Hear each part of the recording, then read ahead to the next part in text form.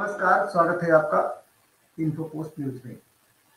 आज के इन्फोपोस्ट लाइव में हम बात करेंगे कि जो जातिगत राजनीति का माहौल बन रहा है उसका 2024 के लोकसभा चुनाव पर क्या असर पड़ेगा। हम अपनी चर्चा शुरू करें इससे पहले मैं चाहूँगा कि अभी हाल फिलहाल में जो कुछ भी हुआ है उस पर एक नज़र डाल लें कि अभी क्या कुछ चल रहा है। तो आपको एक दिखाते हैं, एक वीडियो दिखाते हैं जिसमें अभी हाल फिलहाल की चीज़ों को कवर किया गया है। वो मैं आपको दिखाता हूं पहले और उसके बाद हम अपनी चर्चा को शुरू करेंगे।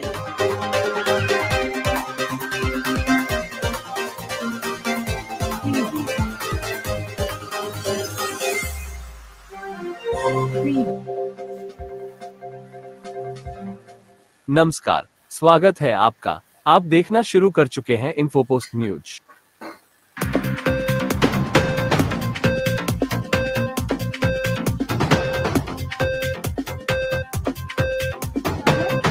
और लोग पूछना एक फेस तो चाहिए, तुम्हारा फेस कौन है। तो इसी के लिए हम प्रपोजल दिया था कि खड़गे जी को होना चाहिए। खड़गे जी अगर फेस होगा तो ठीक है और हमारा कोई एतराज नहीं है। लोग जीत के आना है, जीत के लिए क्या करना उसके बारे में हम सोचे। कौन प्राइम मिनिस्टर बनना ये बाद में की बात है। एमपीज अगर नहीं है तो प्राइम मिनिस्टर की बात करके क्या फायदा है। इसके गठबंधन में बीएसपी सहित अन्य जो भी पार्टियां शामिल नहीं हैं, बीएसपी सहित अन्य जो भी विपक्षी पार्टियां शामिल नहीं हैं, तो उनके बारे में किसी को भी बेफजूल कोई भी टीका टिप्पणी करना उचित नहीं है तथा इससे इनको बचना चाहिए। मेरी इनको यही सलाह भी है, क्योंकि भविष्य में देश व जनहित में कब किसको किसी की भी जरूरत पड़ जाए ये कुछ भी कहा नहीं जा सकता है। अर्थात फिर ऐसे लोगों को व पार्टियों को भी काफ़ी शर्मिंदगी उठानी पड़े, ये ठीक नहीं है। और इस मामले में खासकर समाजवादी पार्टी इस बात का जीता जागता उदाहरण भी है। इसके अलावा यहाँ मैं ये भी कहना चाहूँगी कि हमारी पार्टी पूर्ण रूप से धर्मनिरपेक्ष पार्टी है। हमने देखा कि तमाम विपक्षी पार्टियां जो हैं 2024 के चुनाव के लिए एकजुट हो रही हैं, अपनी तैयारी कर रही हैं और वो अपनी गति से आगे बढ़ रही हैं। और उत्तर प्रदेश की अगर बात करें तो वहाँ जातीय समीकरण बहुत ज़्यादा मायने रखता है। लेकिन आज हम इस पर चर्चा नहीं करेंगे कि इसका क्या इफेक्ट पड़ेगा ज़्यादा। हमें ये चर्चा करनी है कि क्या जातिगत राजनीति ठीक है, क्या जातीय आधार पर राजनीति होनी चाहिए। और इस पर हम लगातार चर्चा कर रहे हैं। इतना बड़ा विषय है ये कि इस पर हमें जो है लगातार चिंतन करना पड़ेगा और ये स्थापित करना पड़ेगा कि राजनीति में अगर इस तरह से जातीय समीकरण बैठते रहे तो फिर राजनीति में योग्य लोगों की, काबिल लोगों की कोई जगह नहीं रह जाएगी। और हमें ये नहीं भूलना चाहिए, हम अंत में इस पर भी अनुमान लगाएंगे कि इस बन रहे, बिगड़ रहे जातीय समीकरण का हमारी राजनीति पर क्या असर पड़ेगा। तो राम नरेश ठाकुर जी बहुत ही सीनियर जर्नलिस्ट हैं और इनका एक लंबा अनुभव है और इनसे हम बात करेंगे, इनसे हम चर्चा करेंगे कि ये जो अभी हाल फिलहाल की घटना है, खड़गे से लेकर के और मायावती तक, ये जो घटनाएं हो रही हैं ये इस 2024 के चुनाव को कितना प्रभावित कर पाएंगी। राम नरेश जी। जैसा कि सर सुना गया, अभी मायावती के बयान में भी सतर्कता बरत रही, लेकिन कहीं न कहीं जो सतर्कता बरतने का बयान आ रहा है वो भी कहीं न कहीं किसी पर इल्जाम लगा रहा है।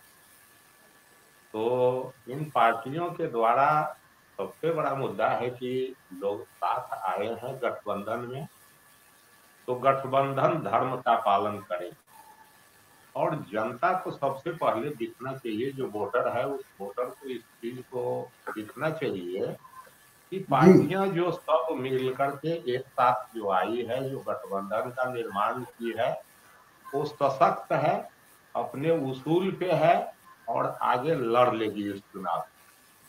अभी तक यही मैसेज जनता में नहीं जा पा रहा है कि इनका क्या होगा, कि साथ लड़ेंगे तो फिर सीट पर लड़ेंगे, सीट पर लड़ाई होगी, हमें इतना सीट चाहिए, हमें इतना सीट चाहिए। क्योंकि लड़ाई में विचित्रता अभी हो गई। पहले जो कांग्रेस थी, तो कांग्रेस और भाजपा के बीच की लड़ाई थी, एक दो पार्टियां आके इधर या उधर जब साथ आती थी तो वो माहौल दूसरा होता था। जी और अभी जो स्थिति है इसमें माहौल दूसरा है। जी लोग जो आम वोटर हैं वो विश्वास नहीं कर पा रहे हैं कि इतनी सारी पार्टियां एक साथ मिलकर, जिनकी विचारधाराएं अलग अलग है, सबों की अपेक्षाएं अलग अलग है, और इस सब जी लोग एक साथ अगर आए हैं तो एक साथ किसी एक सिद्धांत पर साथ रह के और चुनाव लड़ पाएंगे, या फिर आपस में अपने अपने निजी लाभ के लिए झमेला करेंगे और अंततः फिर ये सारी बात एक साथ आके भी बिखर जाएगी। अभी मैसेज जो जाना चाहिए वोटर में, इन लोगों के लाख प्रयास के बाद वो मैसेज वोटर में नहीं जा पा रहा है, जो सबसे बड़ा दुर्भाग्य है। राम नरेश जी, हमें ये बात नहीं भूलनी चाहिए कि जो विपक्षी नेता है, जैसे केसीआर जो है वो अपने को डायल्यूट कर लिए थे, उनका कुछ मामला चल रहा था, और मायावती भी बिल्कुल चुप चुप बैठी थी और कुछ बोल नहीं रही थी, और एकाएक उनका जो है मुखर हो जाना, ये किस बात का संकेत दे रहा है? क्या उन्हें डर नहीं है कि उन पर छापे पड़ जाएंगे, वो फंस जाएंगी कहीं? क्या इस समय वो डर नहीं रही? जी बिल्कुल, ऐसा तो दिख रहा है कि एक कहावत है कि चोर चोर के दाढ़ी में तिनका, तो उससे तो वंचित लगभग लगभग जिस भ्रष्टाचार के युग में जो अभी जो समय चल रहा है, जो सिर्फ निजी लाभ के चलते, निजी परिवार के चलते सारे सिद्धांत को दरकिनार करके लोग ये भूल जाते हैं कि हम किस पद पर हैं, किस कार्य में हैं, और हमारा यहाँ क्या धर्म है, क्या हमारा कर्तव्य है। राष्ट्र के प्रति जो होना चाहिए, इन लोगों में एक सिद्धांत होना चाहिए कि हम राजनीति में हैं तो राष्ट्र के प्रति ईमानदारी होनी चाहिए। वोटर जिनके वोट से हम जीत के आते हैं और सारी सुख सुविधाओं को भोगते हैं, कम से कम कुछ न कुछ उन लोगों के विषय में भी हमें सोचना चाहिए। तो जितनी भी लगभग जितनी भी पार्टियां हैं, चुनाव जीत के आने के बाद तो फिर अगली बार हम कैसे चुनाव लड़ेंगे और कैसे इस जीत को हासिल कर पाएंगे, इसी गणित में लग जाती है। और इसका नतीजा है कि राजनीति स्वच्छ नहीं हो पा रहा है। और वोटर के लिए ही बहुत जरूरी है कि अब के समय में जहां हमारे और आपके विश्वास पर, सिर्फ हमारी और आपकी बातों पर विश्वास करके वोटर वोट नहीं कर रहा है, वोटर खुद भी समीक्षा कर रहा है कि मेरे हित में क्या होगा, राष्ट्र के हित में क्या होगा। तो किन पार्टियों के द्वारा क्या कहा गया और फिर किन पार्टियों के द्वारा क्या किया गया, जो कहती है उस पर अमल करती है, नहीं करती है। चुनाव के समय में बहुत सारे वादे लोग कर जाते हैं और चुनाव के बाद उन सारे वादों को भूल जाते हैं और फिर अगली बार नया वादा करते हैं। तो इस एक दशक में जो मैंने अनुभव किया है कि एक दशक में वोटर बड़ी बारीकी से समीक्षा कर रहे हैं और लोग के कहे और सुने पर बहुत कम विश्वास कर रहे हैं। अब वोटरों में धीरे धीरे खुद से विचार मंथन की क्षमता जो है वो विकसित हो रही है, और वो देख रहे हैं कि मेरे हित के लिए क्या होगा, राष्ट्र के हित में क्या होगा। और जो पक्ष या विपक्ष जो भी आरोप लगा रही है, इस आरोप में दम कितना है, सिर्फ राजनीतिक लाभ के लिए ये आरोप उठाए जा रहे हैं या इसमें कहीं सत्यता भी है, इसका क्या कारण है। एक दशक में वोटर के अंदर ये क्षमता विकसित हुई है कि हर बिंदु पर वो विचार कर रही है, और यही कारण है कि जाति और धर्म की राजनीति में अब बिखराव हो रहा है, जिसका जीता जागता नमूना आप उत्तर प्रदेश में देख चुके हैं कि लाख आरोप लगाए गए, लेकिन वहां जो योगी जी के द्वारा जो काम किया गया उसका प्रतिफल मिला और दूसरी बार उन्होंने फिर सत्ता पर काबिज कर ली। राम नरेश जी, मायावती का अगर पिछले चुनाव परिणाम अगर देखे जाए तो उनका वोट प्रतिशत 50% गिरा है, बल्कि अखिलेश के साथ चुनाव लड़ी थी तो ज्यादा था, लेकिन जब वो अकेले चुनाव लड़ी है तो उनका वोट प्रतिशत गिरा है। और जैसा कि ये भी सामने आ रहा है कि उनका जो है इंडिया गठबंधन से अभी तक जो है कोई उनकी बात नहीं बन पा रही थी। ऐसे में वो एकला चलो की राजनीति कर रही थी, लेकिन अब उन्हें लग रहा है, अब उनके मुखर होने से ऐसा लग रहा है कि उन्हें चिंता है अपने वोट बैंक की। वो बीजेपी के साथ क्यों नहीं जा रही है? बीजेपी मजबूत पार्टी है, उसके साथ उनका जो है उनको कुछ वहां से मिल जाएगा। तो अभी वो गठबंधन की तरफ जाने की इशारा क्यों कर रही है? बीजेपी की तरफ क्यों नहीं जा रही? क्या दिक्कत है उनको बीजेपी ज्वाइन करने में? देखा जाए बीजेपी में सबसे बड़ी खासियत है कि बीजेपी हर बिंदु पर समझौता नहीं कर पाती है। उसके जो सिद्धांत है, उस सिद्धांत में अगर कुछ आड़े आ रहा है, भविष्य में कोई खतरा दिख रहा है, या वर्तमान में जिस मुद्दा को लेकर के विपक्षी पार्टियां उसको घेर सकते हैं, तो एक एक कदम बड़ा फूंक के उठाती है भाजपा। और इस स्थिति में कब क्या करेगी नहीं करेगी, इस पर तो राजनीति है, कुछ कहना मुश्किल है। लेकिन जैसे अभी तक मायावती दरकिनार होकर चल रही है, तो इसमें हमें लगता है कि हो सकता है कि गठबंधन के तरफ बोल रही है, मन कहीं और है और मिजाज कहीं और है। हो सकता है कि आगे जाकर के भाजपा के साथ ही उनका समझौता हो जाए, क्योंकि राजनीति में निश्चित रूप से कुछ कहना तो बड़ा मुश्किल रहता है। ये खुद भी मायावती कह रही है कि कभी भी किसी को भी कोई जरूरत पड़ सकती है। जैसा कि हमने वीडियो में देखा, वो कह रही है कि किसी को कभी भी कहीं भी कोई जरूरत पड़ सकती है। लेकिन ये सवाल बना हुआ है कि जब अब तक आप इंडिया गठबंधन के साथ नहीं गई, तो अब इस तरह का बयान क्यों दे रही हैं? अब मैं आपके पास नरेश जी फिर आता हूँ, नरेश ठाकुर जी फिर आता हूँ, मैं राम नरेश जी। अब मैं थोड़ा ऋषि तिवारी के पास चलता हूँ और ये देखता हूँ कि इसको ये किस रूप में देखते हैं। तो ऋषि तिवारी जी, ये मायावती जो है वो उनके सामने बड़ी सी पार्टी है, सत्तासीन पार्टी है, और वो बीजेपी की तरफ क्यों नहीं जा रही है? मायावती भी पहले कांग्रेस से ही जुड़ी हुई है, पहले जाती हैं तो उसके क्या फैसला होता है भाजपा, इसका पूरा सिस्टम होने के बाद में भाजपा एक काम करे, वो सोच समझ के कोई भी फैसला लेते। मैं इस भाजपा के हर सपोर्ट में नहीं बोल रहा हूँ, लेकिन ये कहना है कि जहां भी मैंने देखा है कोई भी पार्टी उनके पास जाती है, जो मैंने अभी तक का सर्वे किया है उस पे ये कहा जाता है कि पहले सर्वे करते हैं कि कौन अच्छा है, कौन बुरा है, कौन सुधार लाया है, आगे की प्रगति हमारी अच्छी करना चाहता है, वो उस हिसाब से लेना चाहता है। कोई ये नहीं कि 2 दिन के आ जाए 2 दिन बाद छोड़ जाए, इस हिसाब से उन्होंने फैसला नहीं लिया है। उस हिसाब से सोच समझ के वो फैसला लेकर ही आगे के। इस पे ये मायावती अभी एक्टिव नहीं है। राम नरेश जी, मायावती का जो वोट प्रतिशत गिर रहा है लगातार, तो अभी भी उनके दरवाजे पर विपक्ष के नेता जा रहे हैं, लेकिन मायावती की अब इस समय वो हैसियत नहीं है कि बीजेपी उन्हें आमंत्रित करे, निमंत्रित करे। ऐसा नहीं है कि बीजेपी उनको बुलाए। कहीं ऐसा तो नहीं लगता है कि जो मायावती के वोटर हैं तो वो समझ गए हैं कि ये दलित के नाम पर केवल अपनी राजनीति चमकाती हैं, दलितों के लिए कुछ खास नहीं कर रही? जी बिल्कुल। हाल के दिनों में जो राजनीतिक स्थिति है पूरे देश में जो देखा जा रहा है, तो परिदृश्य बदला है, काफी परिदृश्य बदल गया है। उसमें भी खास करके उत्तर प्रदेश में तो और ज्यादा परिदृश्य बदला है अन्य राज्यों की अपेक्षा। साथ जाने में एक और परेशानी होती है। पहले बता दें कि जब दो तरह की विचारधारा, जो नदी का एक किनारा और दूसरा किनारा, उसको जब राजनीतिक लाभ के चलते या चाहे जिस किसी भी कारण से चलते एक साथ आना पड़ता है, तो बहुत सारी परेशानी होती है।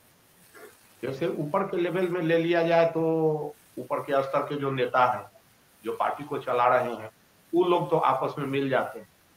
वो कार्यकर्ता जो वर्षों 3 और 6 का स्थिति बना के रखा है, उस कार्यकर्ता को आपस में मिलने में परेशानी होती है। फिर वोटर को आपस में मिलने में परेशानी होती है। 2 पार्टियां चुनाव लड़ने के चलते साथ आ जाती है, लेकिन ऊपर से लेकर ग्राउंड जीरो तक देखा जाए, बूथ तक देखा जाए, वोटर तक देखा जाए, तो इस बीच में कई जगह परेशानी खड़ा होती है और वो लोग अपना मन नहीं बना पाते हैं, अपना मत नहीं बना पाते हैं। यही कारण है कि दो राजनीतिक पार्टियां साथ आ तो जाती है लेकिन लंबे समय तक टिक नहीं पाती, क्योंकि मानसिकता, दोनों की मानसिकता एक जैसी हो नहीं सकती, विचारधारा एक जैसी हो नहीं सकती। और यही स्थिति वोटर में होती है। जो पहले से जो उनका वोटर है, मायावती का वोटर है, भाजपा का वोटर है, दोनों के वोटर में मानसिकता में जमीन आसमान का फर्क है। तो पार्टियों का एक साथ आ जाना एक विकल्प है, किंतु कई बिंदुओं पर इसमें बड़ी परेशानी होती है, जिसको लेकर के हमको लगता है, अब जैसे देखा जाए, भाजपा शुरू से राम मंदिर के लिए संघर्ष करती रही। आज राम मंदिर का उद्घाटन भी होने वाला है और यही मायावती की पार्टी है जो कभी बोली थी कि उस राम मंदिर के जगह पे वो जो जमीन है उस पर सार्वजनिक शौचालय बना दिया जाए। अब दोनों की विचारधारा को देखा जाए, और जब ऐसे दो विचारधारा वाली पार्टियां आपस में मिलती है तो परेशानी कहां कहां और किन किन बिंदु पर होती है वो अच्छी तरह से आप जानते हैं। इसलिए राजनीतिक लाभ के चलते गठजोड़ हो जाता है, लेकिन मानसिक परेशानी चाहे वोटर के बीच हो, चाहे कार्यकर्ता के बीच हो, चाहे नेता के बीच हो, ये परेशानी लगातार बनी रहती है। और दो मुद्दा रहता है, एक तरफ राज्य चलाना, सत्ता पर काबिज होना, और दूसरी तरफ अपने वोट को एक साथ मिलाकर रखना। एक बहुत बड़ी चुनौती होती है किसान। नहीं, वो कह रही हैं कि कहीं भी सरकार मंदिर बनाए, मस्जिद बनाए, मैं उन सबका स्वागत करती हूँ और उसके साथ मैं धर्मनिरपेक्ष भी हूँ। तो वो तो सपोर्ट कर रही है कि मंदिर मस्जिद से हमको कोई दिक्कत नहीं है, लेकिन वो ये कह रही है कि किसी भी दलित का अपमान नहीं होना चाहिए, सम्मान मिलना चाहिए। तो वो जो है, ये जो बाहरी तौर पे होता है केवल बयान से करना, और वो उत्तर प्रदेश की मुख्यमंत्री भी रही लेकिन दलितों के लिए कुछ खास नहीं कर पाई। सिर्फ वही है ना कि बचने का दरिद्रता, तो जुबान बोल करके जो है तो कुछ होता नहीं है। तो क्या ऐसा लग रहा है कि उनका वोटर जो है वो ये महसूस कर रहा है कि उसके लिए इन्होंने कुछ ज्यादा नहीं किया? देखा जाए, कोई भी जीव हो स्वार्थ से परे नहीं हो सकता, उसी में वोटर भी आता है। तो स्वार्थ जहां वोटर का सिद्ध होता दिखेगा तो स्वाभाविक है कि वोटर तो उसी तरफ जाएगा। अब जाति और धर्म के आधार पर इस भौतिकतावादी जिंदगी में, अभी भौतिकतावादी जो अभी समय चल रहा है, इसमें सबों को आवश्यकता है, और आवश्यकता के पूर्ति के लिए सर्वप्रथम उसको अपनी आवश्यकता की पूर्ति के लिए सोचना पड़ता है। और इस स्थिति में कोई भी वोटर सबसे पहले अपना स्वार्थ देखता है। कौन सी पार्टी आएगी, कौन सा नेता चुन के आएगा जिससे हमारा स्वार्थ सिद्ध होगा, जो मेरे लिए कुछ कर पाएगा, वो देश के लिए कुछ करे ना करे। वोटर खुद के लिए तो जरूर सोचता है कि मेरे हित का जो करे, सिर्फ जो राज्य के हित का करे, राष्ट्र के हित का करे।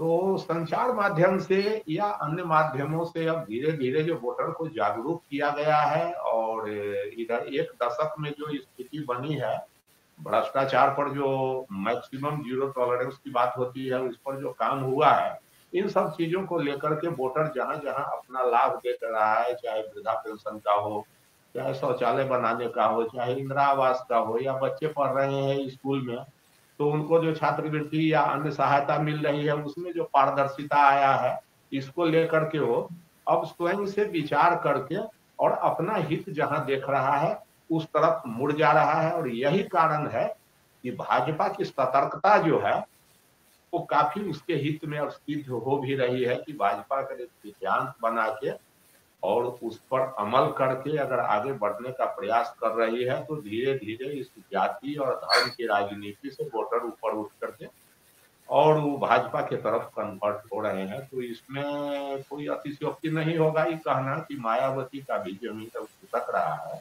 वोटर अब अपने स्वार्थ में भाग रहे हैं, उनको जिधर अपना लाभ दिख रहा है उधर जा रहे हैं, और इनका अब कोई पार्टी का बहुत बड़ा भविष्य, बहुत बड़ा अस्तित्व तो हमको नहीं दिख रहा है कि जाति के बूते पर ये पुनः स्टैंड कर पाएगी। जिस स्टैंड में पहले थी वो निकट भविष्य में हमको ऐसा नहीं दिख रहा है।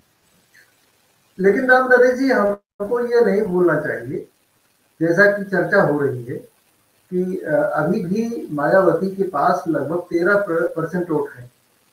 अभी 13% वोट इनके पास है, और अगर इतने वोट को लेकर के वो इंडिया गठबंधन में अगर जाती हैं तो उनका जो है वोट प्रतिशत जो है वो 51% से ज्यादा हो जाएगा। और अगर इस जाने का असर पड़ता है तो उससे बीजेपी का भी वोट प्रतिशत घटेगा। तो ये जो संख्या बल है ये बहुत बेरहम होता है। संख्या जिसके साथ होती है, संख्या ये नहीं देखती है कि अगला अच्छा है बुरा है, संख्या सिर्फ जनादेश होती है। और इस वजह से ऐसा भी कहा जा रहा है कि भाजपा का नेतृत्व काफी चिंतित भी है। तो आपको क्या लगता है कि भाजपा नेतृत्व इसका क्या समाधान निकालेगा?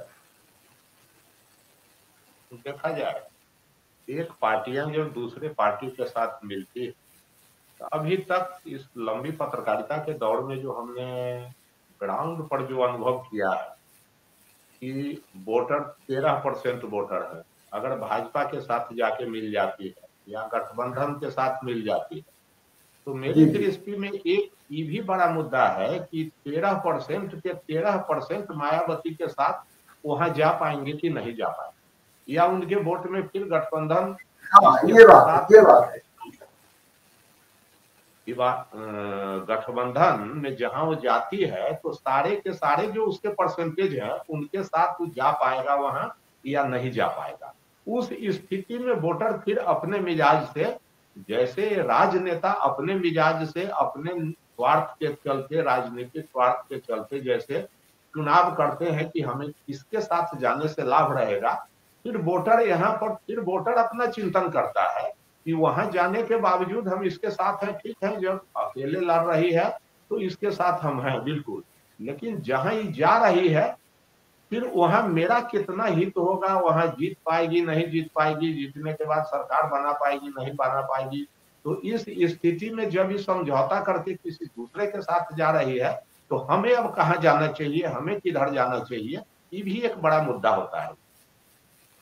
नहीं, ये बात तो आपकी सही है, क्योंकि इनका जो वोट प्रतिशत है लगातार घट रहा है।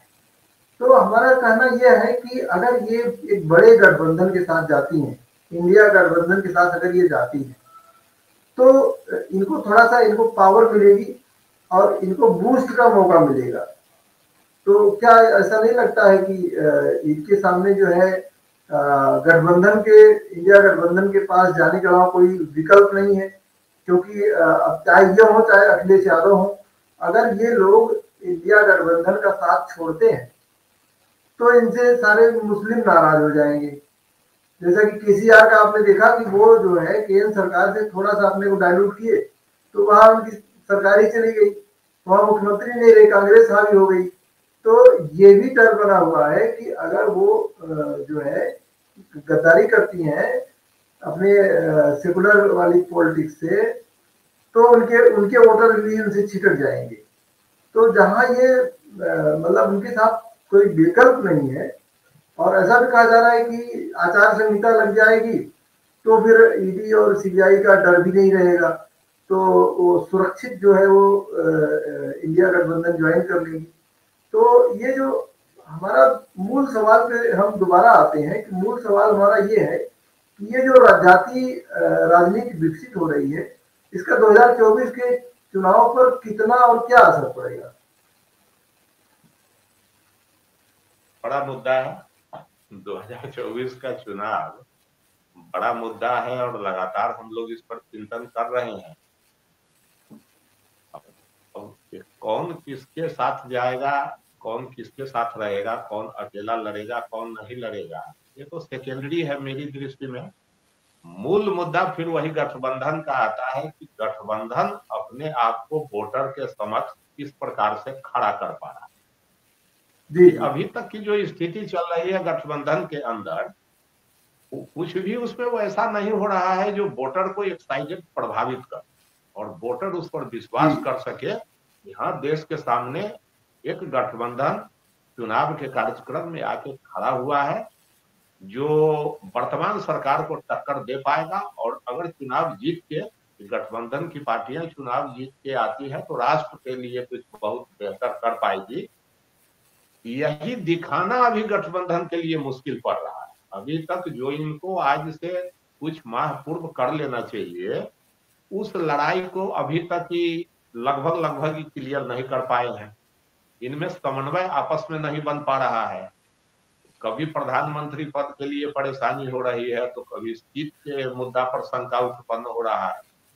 तो अभी कम से कम जितने भी अंदरूनी मुद्दे हैं उनको समाप्त करके गठबंधन के लिए सबसे बड़ी चुनौती है कि वो अपने आम आवाम के सामने एक अपना बढ़िया स्वरूप खड़ा करे कि हाँ भाई चलो, अब हमारे अंदर कोई मतभेद नहीं है, किसी पार्टी से 2 चुन के आएंगे, किसी में 5 को टिकट मिलेगा, उसकी परवाह नहीं है।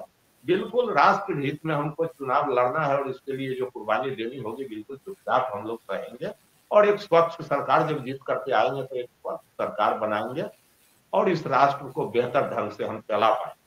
अभी सबसे बड़ी आवश्यकता है गठबंधन के लिए कि इस मुद्दा को बिल्कुल क्लियर करें और वोटर के बीच एक अच्छा मैसेज जाए कि हाँ, भाजपा के सामने अब गठबंधन चुनाव लड़ने के लिए बिल्कुल मुस्तैदी के साथ खड़ी है। तभी वोटर इसके विषय में कुछ सोच सकता है, अन्यथा स्वाभाविक है कि अभी जब तक इनका उल्टा पुल्टा बयान चलता रहेगा, उल्टी पुल्टी स्थिति चलती रहेगी, वोटर में कुछ दिखेगा नहीं कि कब वोटर कौन सा खेमा किस तरफ जाएगा, कौन क्या निर्णय लेगा। श्रीकांत। तो चुनाव तो एकदम सिर पे है और अभी भी गेज जो है मतदाता के पाले में है और ये देखना होगा कि ये पार्टियां, ये गठबंधन मतदाता को कितना रिझा पाते हैं, कितना अपनी तरफ कर पाते हैं। ये राम नरेश जी, ये आपसे अंतिम सवाल था और यही सवाल मैं ऋषि जी से ले लेता हूं और उसके बाद इस चर्चा का हम समापन करेंगे। तो ऋषि जी, आपको क्या लगता है कि ये सारी जो उठापटक चल रही है, जो जातीय राजनीति को हवा दी जा रही है, इसका 2024 के चुनाव पर क्या फर्क पड़ेगा, कितना पड़ेगा? इसका 2024 का मुद्दा अभी बताया नहीं जा सकता है, समय पे है। अभी पलटवार भी हो सकता है, कोई कौन जीत सकता है कौन नहीं, क्योंकि 2024 में इसका मुद्दा बहुत बड़ा पड़ भी सकता है। क्योंकि जिस हिसाब से देखा जा रहा है, आज की जनता समझदार हो चुकी है, पढ़ी लिखी हो चुकी है, तो जातीय विरोध क्या करते हैं, राजनीति पॉलिटिक्स ये सब वो समझ रही है। उस हिसाब से अब जनता पे ही सोचा जा सकता है कि क्या करें। इसके पहले हम भी कुछ नहीं बोल सकते कि क्या होगा क्या नहीं होगा, क्योंकि ये हो सकता है कि कौन आए, कौन भाजपा ही आए या विपक्ष आ जाए। अभी इसका कोई नहीं। उस हिसाब से तो विपक्ष की न्यू नहीं दिख रही है, जिस हिसाब से बातें हो रही हैं पॉलिटिक्स के बारे में, लेकिन अभी कुछ नहीं बताया जा सकता। तो आपने देखा कि जैसा कि हमारी चर्चा का जो निष्कर्ष है वो ये है कि भले ही चुनाव एकदम करीब आ गए हैं, लेकिन अभी जो गेंद है वो वोटर के पाले में है, जनता के पाले में है और जनता को ही डिसाइड करना है। और जनता तब डिसाइड करेगी जब ये चाहे विपक्षी पार्टियां हो चाहे सत्ता पक्ष हो, ये एक ऐसा कार्यक्रम लेकर के आएंगे जनता के सामने, वोटर के सामने, कि हम आगे ये करने जा रहे हैं। जब तक ये अपनी पॉलिटिक्स दिखाएंगे कि हम इधर जा रहे हैं उधर जा रहे हैं, उससे आम मतदाता पे कोई फर्क नहीं पड़ना है। और अब जो है ठोस वादे करने होंगे, ठोस कार्यक्रम बताना होगा, तभी मतदाता जो है वो इधर आएंगे। नहीं तो जो पहले का गणित है उसका कुछ ठीक नहीं है कि वो किधर बैठेगा। तो हम अपने पैनलिस्ट को धन्यवाद करते हैं और इन्फोपोस्ट न्यूज देखने के लिए हम आपका भी धन्यवाद करते हैं और आपसे अनुरोध है कि इन्फोपोस्ट न्यूज देखते रहें। इसे अगर आपने सब्सक्राइब नहीं किया है तो सब्सक्राइब कर लें। हम एक अच्छी चर्चा आपके सामने लेकर उपस्थित होते रहेंगे। आज के लिए इतना ही। नमस्कार।